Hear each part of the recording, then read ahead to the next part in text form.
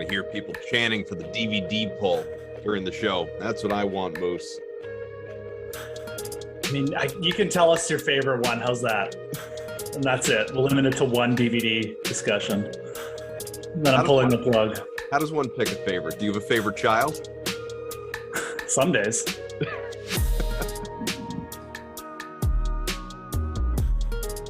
Yes. Party.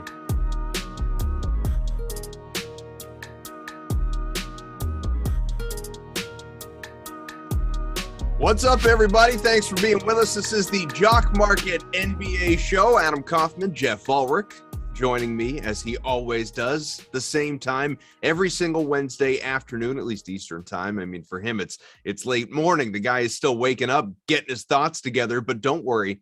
We've both had time to do our prep because we have ourselves a somewhat robust slate here tonight, Moose, compared to the last couple of days when it's been a little lighter. We got 9 games on the docket, a lot of stars available. We'll get into all that. But first and foremost, how are you?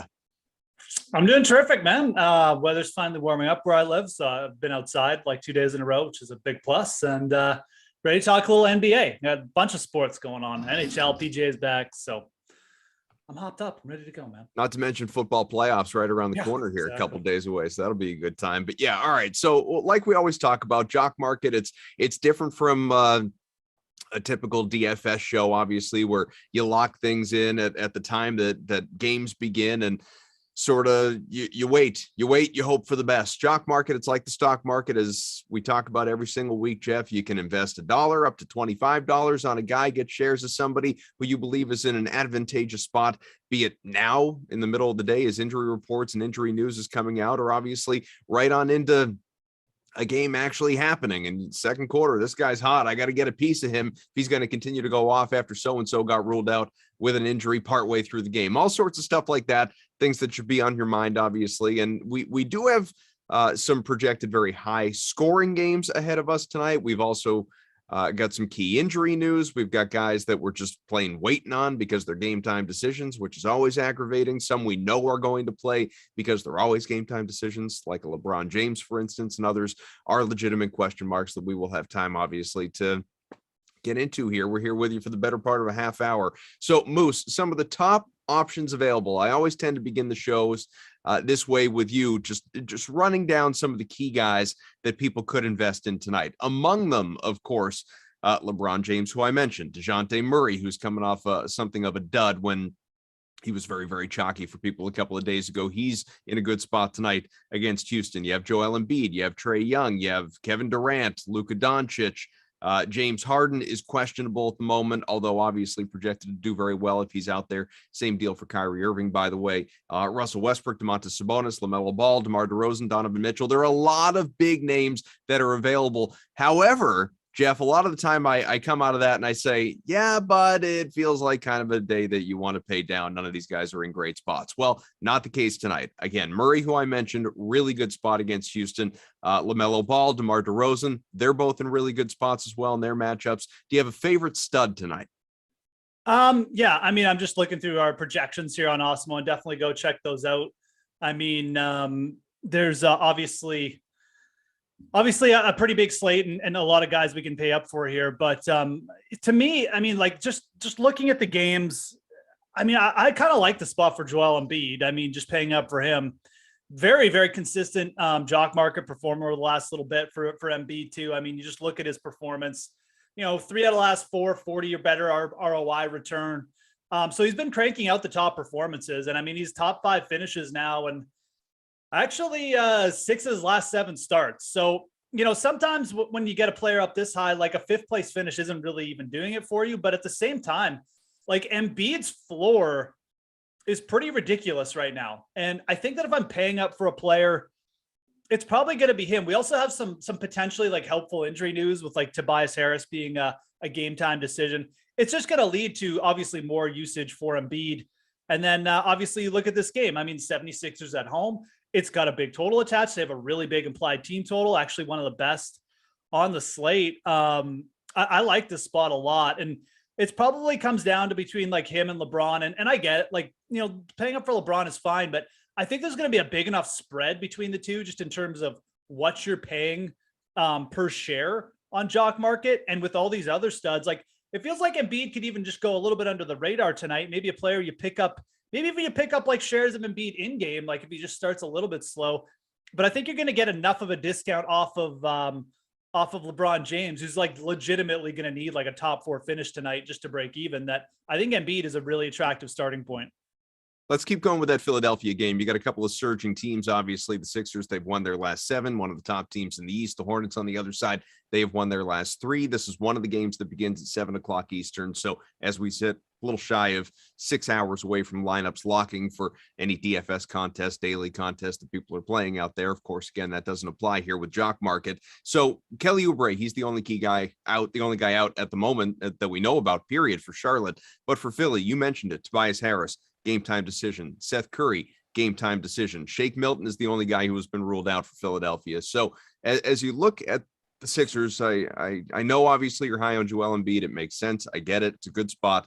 But if you are looking to pay down, if you're looking at some of the other options available to you, does the news right now, is it more of a wait and see when it comes to guys like obviously Harris, who I mentioned, and Curry as well, or would you like to get a little piece of someone like Tyrese Maxey right now?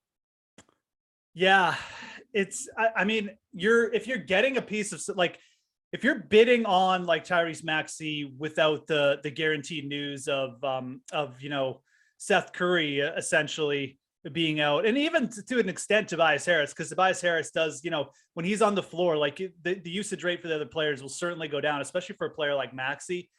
I think you're taking a bit of a risk. At the same time, I mean, we've got a player in Maxey who's, played over 30 minutes, and I think it's 7 or 8 straight games, if I remember correctly. And I mean, he's not like the most consistent fantasy producer, but even if one of those players sits out, it's going to be a pretty good spot for him. So I don't really mind. I mean, I think that's kind of the first name that came to mind for me as well.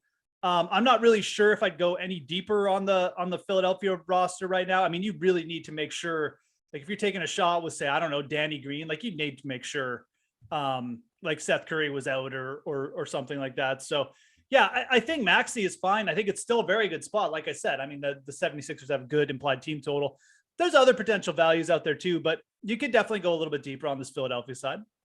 Give us a like, hit the subscribe button as you watch along on the Awesemo YouTube page. We greatly appreciate it. Of course, adding more and more subscribers by the day. So help us continue to inflate that total as we make the push. And it's a long push, it's a lofty goal, but toward 100,000 subscribers. All right. Join the party and you get notified when great shows like this come your way all throughout the day, every single day, 7 days a week on the Awesemo YouTube channel. We have multiple YouTube channels for that matter, specializing in obviously, different things that are available to you, and a whole lot of great tools, projections, things like that we'll tell you about in a little bit, and things that we're referencing right here as we tell you about tonight's slate and who's appealing, who's not. Just to sort of bounce around, I want to, because it's only, I mean, I say only loosely, Geoff. There are 9 games, but we have about a half hour, so I think we can hit on each one just a little bit. Let's talk about this Celtics-Pacers game in Indiana. It's a rematch from Monday. Boston won that game in overtime. We have the news. Marcus Smart has been ruled out for the Celtics, so that's obviously a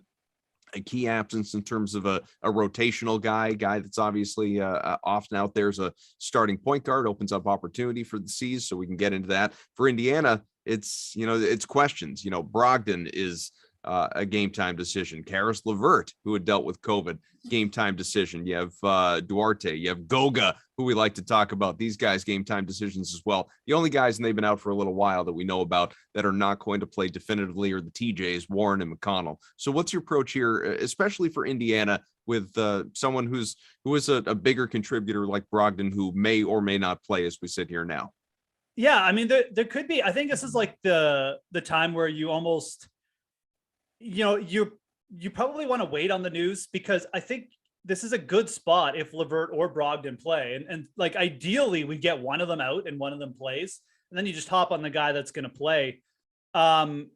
LeVert is a questionable based on conditioning. So that's a little bit of a worry, right? Like how much is he going to play? But he hasn't been out for that long either. So, I mean, if LeVert plays and then Brogdon sits, I mean, that would be pretty cool. At the same time, like if it's just a conditioning thing for LeVert, like I think there's a pretty good chance he'll suit up. So if they both play, I think this is probably a spot where you just fade them both, because you've got Lance Stevenson taking minutes now. You could go down to a guy like Kiefer Sykes, I guess, as well, as a cheap option.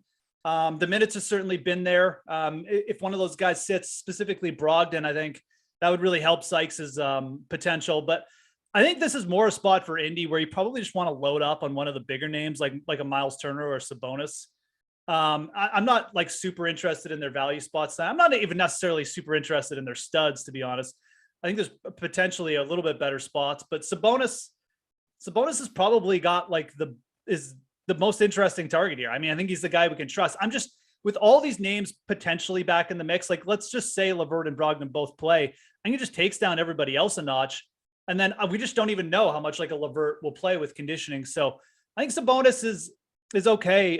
He's projecting pretty strong, like as a top 10 play on our Jock Market projections. So, could just be one of those players that falls through the cracks tonight. Maybe you take a chance on him in game if he starts a little bit hot and doesn't get in foul trouble or something like that. But his Jock Market performance here, he's got 1 negative ROI return, and I think his last 9 games. So Sabonis right now is projected for about 41, 42 points. He's $10.50, the fair IPO price. That's the projections right now. If you were to go out there in the market and actually buy at the moment, he's $8.97 for a share, projected for about 42 points. Other side of that game, I mentioned the Smart injury or absence. Obviously, he's dealing with the bruised thigh at the moment. So does that even with Peyton Pritchard seemingly coming back after he missed the last game, does that lead you to want to get a piece of Dennis Schroeder tonight? Yeah, I think so. I think that's a pretty solid target here. And I mean, like, remember, I mean, Indy could have some injury issues on that front as well. So it could be a really good matchup for Schroeder. And, yeah, I mean, you could go down the list a little bit. I mean, Pritchard back, but yeah, like he's a bit of a spike candidate. But I mean, again, like coming off the COVID, obviously, there's probably going to be a bit of a conditioning thing there. I think Schroeder is the play. Josh Richardson is another name to get throw out, but he's just so inefficient. He maybe his spikes, but he's just not really a player that I get that super interested. I think Schroeder is like the main player there. Obviously, you could think about Tatum too, but I think Dennis Schroeder, if you're looking for like to maybe double down, maybe you take Sabonis on the other side and you want to play for like a little bit more of a faster paced game and a close game. I think Schroeder is a really good target to come back with. So I don't mind investing in there either. For the Magic and Wizards, of course, we know Orlando just putrid losers of 9 in a row, worst team in the NBA right now at 7-34. The Wizards, they won their last 2, played last night, so you got the back-to-back considerations. And of course, top star for Washington, Bradley Beal, he's in COVID protocols, didn't play last night, not playing tonight. Spencer Dinwiddie, he is the logical guy to obviously invest in. He's going to be very popular as he was last night, super chalky. A lot of people are going to want a piece of him, but the spot's the spot, man. He's in a good one. Do you want a piece tonight? Well, okay, let's break down this game from both sides, because there is a lot of injuries on both sides. And it's interesting. Like, I think the bigger advantage here is probably to just go to Kyle Kuzma. I think with all the injuries up front for Orlando, Kuzma's probably in a better spot to take advantage of it. I'm not saying that like other players from Washington can't score in this spot or something, but I think I'd rather try and get up to him. And you mentioned like everybody knows this is a spot for Dinwiddie. So you could kind of label it as like a crowded trade, right? I mean, if he starts slow, like everybody's going to be looking to get out of shares quickly. And how many people are really going to be in on him if he's not producing? So I don't know. I'm not necessarily inclined to just, eat the chalk there. I think there's a couple players on Washington who could even be interesting pivots, like a Caldwell Pope or something. I always take, whenever spots like this come up, I always kind of just a little bit, because I mean, it's Spencer Dinwiddie, right? We're not talking about like a legit star. I think you give the edge to Kuzma here if you're going to pay up for someone. He's been really, really consistent. He's got the better matchup with the forwards out on Orlando. And I think there's a lot of interest in the Orlando side here. I think Chuma Okeke is actually probably the favorite spot for me in this game. Okay, obviously Mo Bamba out, but you just look at what Okeke has done. I mean, Robin Lopez is going to be in the mix, but conditioning, like he hasn't played in 2 weeks, right? So again, you bring up the conditioning fact. Last 4 times Okeke's played over 30 minutes. He's averaged over 37 or around 35 to 37 fantasy points. So I think it's a really good spot for him personally. And that's kind of the player I really want to target here, but I really don't mind Kuzma at all. It's just been super consistent of late. And I feel like people are just going to get too kind of in on the other like sort of value plays in this game. Might just forget about them. For Washington as well, super cheap guys like well below $1 a share for their fair IPO right now. There's obviously Kispert, there's Neto, guys like that you want to think about. But to Jeff's point about Orlando, you almost can't go wrong when you consider, and some of these injuries go back, some newer than others, but Mo Bamba is not going to play. Wendell Carter, Michael Carter-Williams, Markelle Fultz, Jonathan Isaac, Jalen Suggs, Etuan Moore, all these guys, there are no questions. They've all been ruled out. So obviously, Chuma Okeke, as Geoff mentions, in a great spot, probably the best spot on that Orlando team. But whether it's Cole Anthony, the Wagners, whether it's Franz or Mo, you could look at Robin Lopez as well. I mean, all these guys are guys that you could consider, really. Terrence Ross. Terrence Ross as well. I mean, he's not someone I'm as interested in compared to the other names that I rattled off, but all those guys, I mean, you could absolutely justify investing. Yeah, absolutely. I think you could probably double down, like you said, cheap shares here of Orlando players. It's not like Washington is. I mean, Washington's banged up too. This is only a 6-point spread, so right. This game could end up being a little bit close, a little bit wild, maybe. I think there's a couple definitely some room for a couple players on Orlando to have big nights. it's just the rotation is down, and they really don't have a bad matchup. So we'll do this one quickly because there are games I want to make sure we have time for. But Miami and Atlanta, two teams that have gone in opposite directions of late. Heat have won their last two. The Hawks have dropped two in a row. And again, questions, especially Atlanta. You got Clint Capella, Cam Reddish, DeAndre Hunter. They are all game time decisions as we sit here at this moment. For Miami, the only one is Dwayne Dedmon, but key guys, Jimmy Butler, Bam Adebayo, Victor Oladipo, Markieff Morris, who of course been out forever. All those guys, they are not going to play. So Miami first here, Geoff. I mean, usually we'll talk about Duncan Robinson, we'll talk about Tyler Hero, but is it a more interesting night for guys like Kyle Lowry, for Caleb Martin, somebody like that? Yeah, I think so. I mean, Hero is a guy we've talked about numerous times with Butler out, and he finally kind of like went off in his last game. I mean, had potentially like his best fantasy game and maybe of the year. I haven't like looked. It was exactly, up there for sure.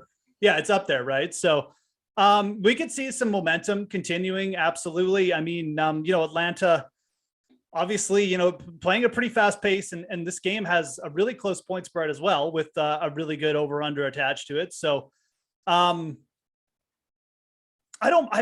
actually don't even mind taking a shot with the Lowry or Hero tonight. I think I would probably lean Kyle Lowry just because I've not been that big on Tyler Hero, but it does feel like a spot where potentially Hero is starting to just be, take over a little bit as like the star for Miami. So I don't hate that at all, but there's like you said, with their roster so depleted, I mean, I think Caleb Martin is probably the other play that I'd have interested in.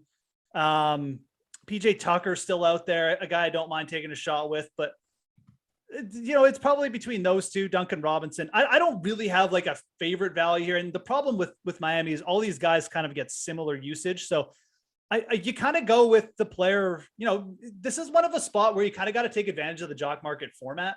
And you don't put in stink bids, but you put in like low bids on a couple of these guys. And if you get filled and you get the shares filled on one of them, you're pretty happy, because I think Robinson, Tucker, Caleb Martin, like they're all in pretty similar spots. And it's a pretty good spot. Like I think that you should be putting a few small bids on some of these shares, but I don't necessarily have like a lean towards one of them necessarily over the other. I just want the cheapest one out of the three of them. So for value for that game in general, though, I think it probably comes on the other side. Is Okongwu, I know he's going to be incredibly chalky. Like this is not, it's like Dinwiddie. Everybody's going to be aware of him. Obviously, he's in a great spot.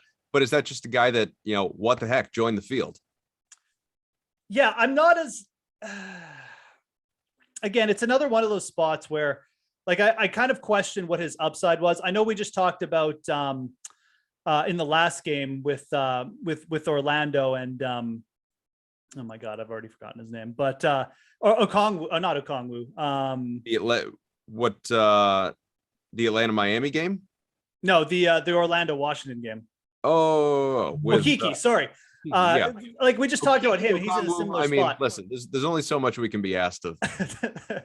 that I probably prefer Okiki if you're going for like a cheaper value play between the two. I think he's going to get better usage, but yeah, from the Atlanta side, it's pretty hard to argue that like he's not the best sort of pure like value option. I just feel like with Trae Young, and this is really what it comes down to, with Trae Young and John Collins both in the lineup, I'm just not sure like how much usage there's going to be for Okongwu. So this is kind of, I almost prefer Dinwiddie. Like if you're going to pay up for a chalky kind of guy who everyone's going to be on, I'd actually rather prefer Dinwiddie. I'm just not sure if the upside for Okongwu is going to be there. And, when the IPOs get busy, I mean, obviously the prices get pushed up a little bit too. And it's harder to grab shares. It's harder to get rid of shares too. So something to keep in mind.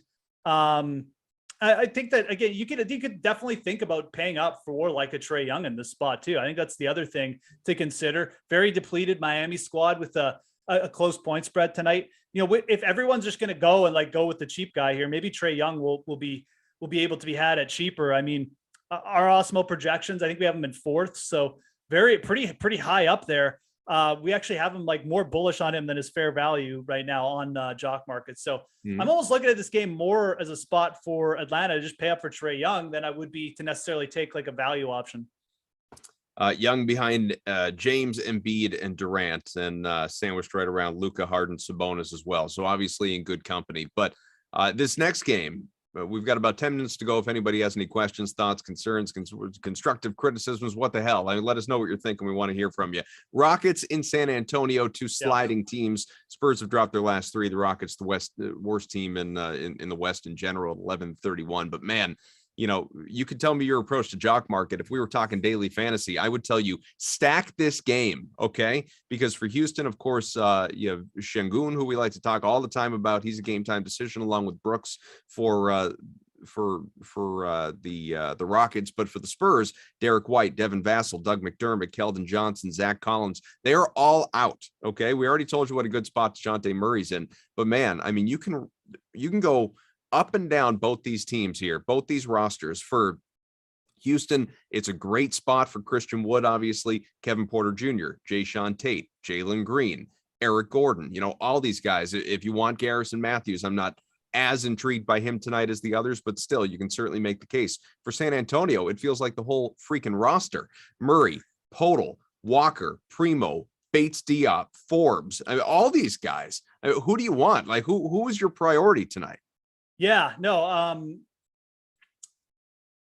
mean, you kind of just want all of them, like you said. Like, I mean, it almost feels like the San Antonio guys, like on Jock Market, even if they are popular, it still feels like they're probably their shares are just going to go underpriced. Like, Poodle is a guy who, I mean, even when they have a full roster, like, he's a really solid fantasy producer, but I mean, he's coming in like 6-7 straight games of like really good production. And I mean, I know he's a player, he can, get game flowed out, or just, they go with a smaller lineup and he doesn't get as much usage, but I just don't know if they're going to have that option tonight. Right.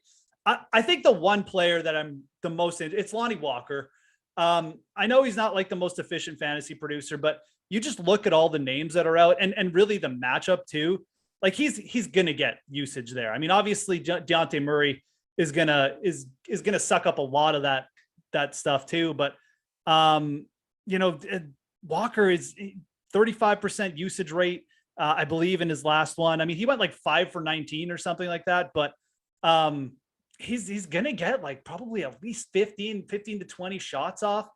I mean, it's a good spot for Lonnie Walker. I think that's probably like the one player from this side that I want, but you could definitely, like I said, I think you should be going multiple Spurs players in this game, and you can certainly pick up a Houston player on your way back. I mean, Eric Gordon, I think, is in a good spot. This game has a pretty big over under. It should be not much defense. Obviously, I think he'll be able to get his shot off as well. But you could go down the list. I mean, Houston has a bit more questionable guys, like Şengün, obviously. If he's out, maybe that lifts like someone down the list a little bit. But San Antonio is where you should be really concentrating your action here. So that game has a projected point total of 231. High scoring game, not the highest on the slate. That is this next one here, 233. The Nets in Chicago to face the Bulls, top team in the East, two of the top teams in the East in general. But of course, Chicago currently holds that distinction at 27-11.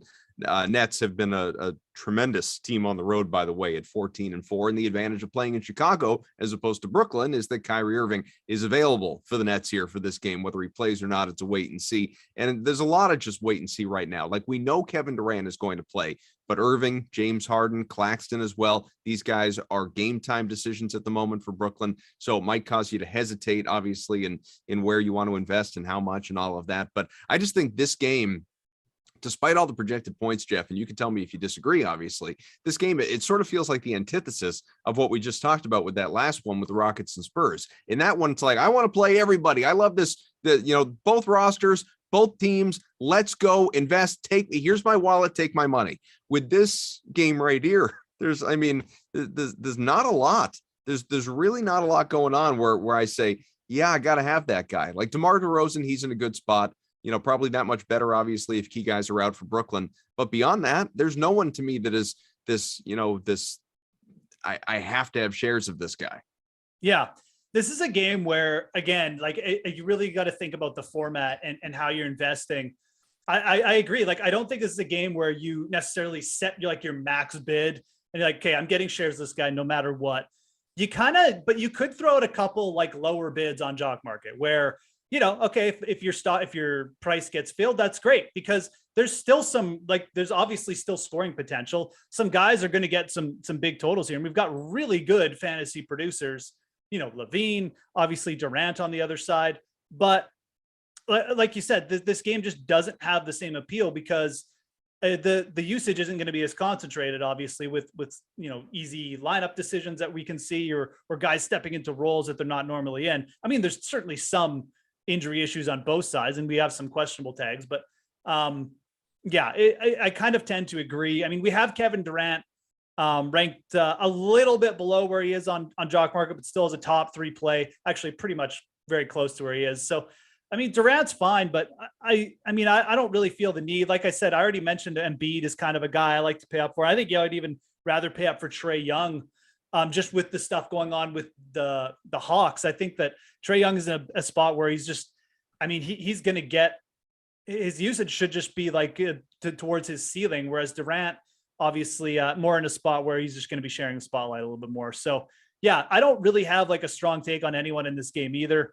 I think if I was looking to another side, I would probably be looking to the Chicago side, maybe to take a shot with a guy like DeRozan, just to have like one of those ceiling nights if Chicago ends up getting the victory or just keeping this game super close and we go over the total. I think DeRozan is fine in a situation like that, but not really that interested in the Brooklyn side, to be honest.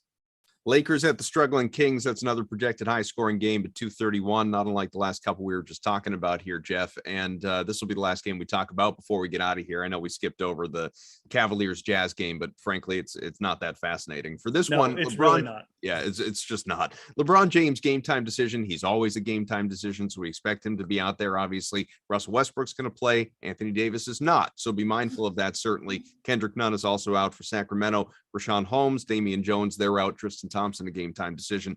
For the Lakers, it's there's not a lot necessarily. I mean, I'm looking at it now. Carmelo Anthony, if you want to pay down, you can make a case for him. Stanley Johnson, good cheap option for sure. It just doesn't, as we always like to joke about, doesn't feel like a LeBron night to me. But for Sacramento, man, they're a bunch, and it's not necessarily De'Aaron Fox at the top, who normally you'd gravitate to. Tyrese Halliburton, Harrison Barnes, Alex Len, if you want to pay down, certainly. Marvin Bagley, you could go for it. Davion Mitchell is in a good spot. So it's more of those kind of mid-tier to pay down guys for the Kings in this game. Yeah, I kind of agree. I think if I was actually looking at the Lakers, I would almost think about taking a shot with Westbrook tonight. He's been a little bit more consistent. I think people probably realize just from like a production. He hasn't been great on Jock Market with his returns, but we also know that Westbrook is a guy who can kind of fly off on a night like this. So it's a little bit of a risky spot. I'm not even sure if you need to invest in Russell Westbrook, but it does feel like a night where if everyone's jumping on LeBron, again, like picking up a couple cheap shares of Westbrook isn't the worst idea. But I do think that this is more a game I'm just looking towards. If there's a couple cheap plays on the Sacramento side, maybe guys who are going to get a little bit of extended run here if they're down late, or just going to be, in good spots. You mentioned Harrison Barnes. I really don't hate that play at all. I mean, it's a player who's pretty much locked into like 30 plus minutes a night. We've got a big point total on the spread. He's not what you call like the most efficient fantasy producer, like a high upside guy, but I do like the spot for him quite a bit. And, you're looking at some of the other options on Sacramento, like again, Barnes, in terms of just pure minutes and usage on the floor, he's probably got the safest kind of the safest fantasy floor as well. So I think Alex Len is in a semi-interesting spot too. But there's a couple different guys you can invest in. This is a game where I'm more inclined just to pick up like a couple cheap shares of guys like that than necessarily pay up for anyone. If you are on LeBron, that's fine.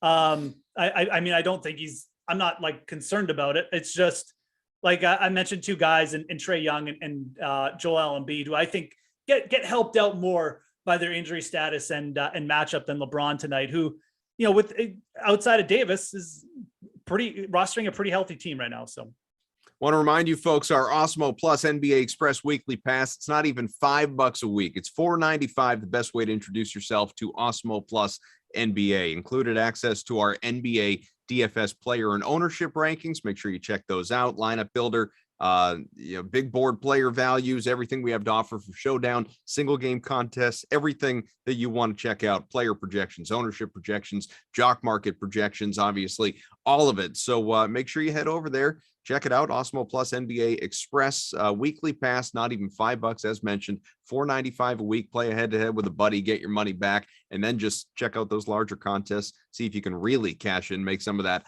life-changing money.